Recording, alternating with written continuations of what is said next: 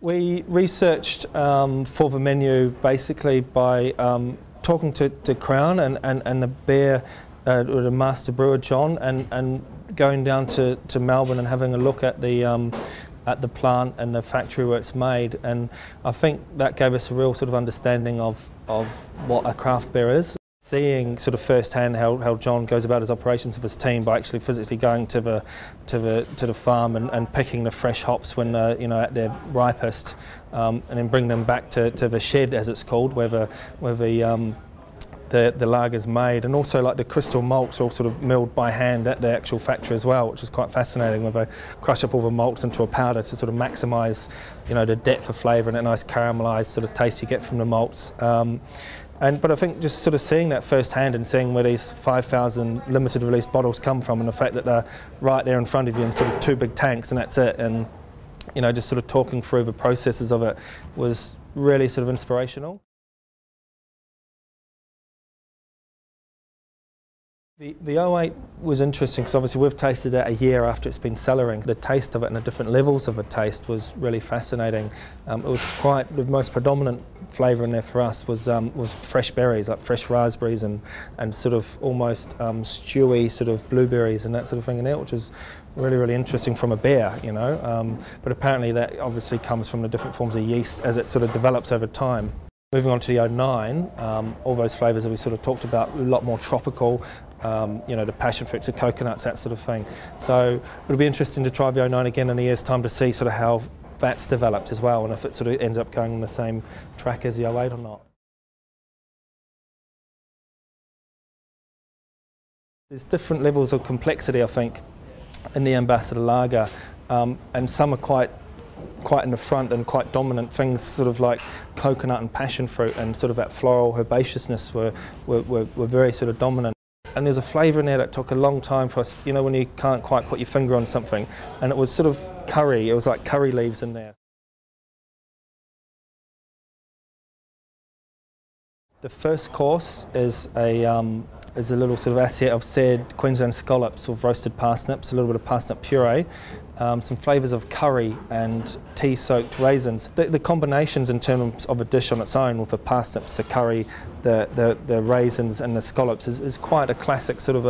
a combination. So we've just sort of tinkered with a classic to sort of match those different levels of complexity in the lager. Following that, we have a veal which we've encrusted in a little bit of hay and straw, and we've tried to recreate the flavours and the aromas in the Ambassador by infusing these aromas into a salt crust and wrapping the veal in that crust and baking it, and then presenting it at the table and cracking it open, and you get all this beautiful perfume and release of hopefully all the different flavours in the beer and the aromas in the beer. So we'll see if that works, but that's sort of the thought process behind it. And that's served with a little potato puree and the Crown jus. So it's basically a little veal jus, which is made by caramelising all the trimmings and the meat from the veal, finishing with a little bit of white wine, some veal stock, reducing that down, and we finish it with the Ambassador Lager. The dessert course, we've basically gone down the road of like I suppose more looked at those sweeter notes in the beer, the things like the passion fruit, the coconut. It's a cheesecake, but rather than using cream cheese in the base of the cheesecake, it's sort of deconstructed, so it's not a classical cheesecake, it's basically taking those flavours and textures of a cheesecake,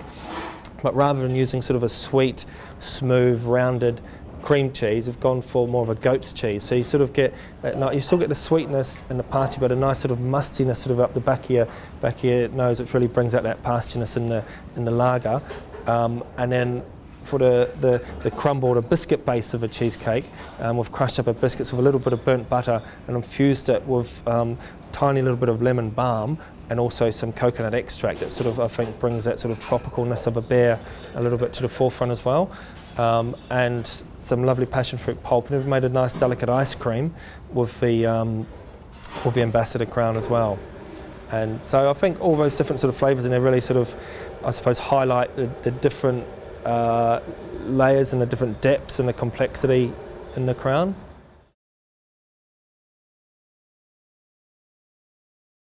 The thing for me, like wine and food matching has been around for forever, and over the last couple of years, I think you know, beer's starting to sort of play an important part as well, and especially when you get, you know, something that is handcrafted and finely made as the ambassador. You know, there's so many wonderful layers of complexity, and I think when people think about handcrafted beer, quite often, as I did, you can think about really big, rich, heavy beers, and it's not the case. It's quite light and sprightly and got some really different interesting levels of flavour complexity. So I think I hope people take away that, you know, something like the Ambassador is not just a luxury item, it is something that, you know, you can buy to really enjoy with a meal as you would a wine, and probably alongside a wine as well.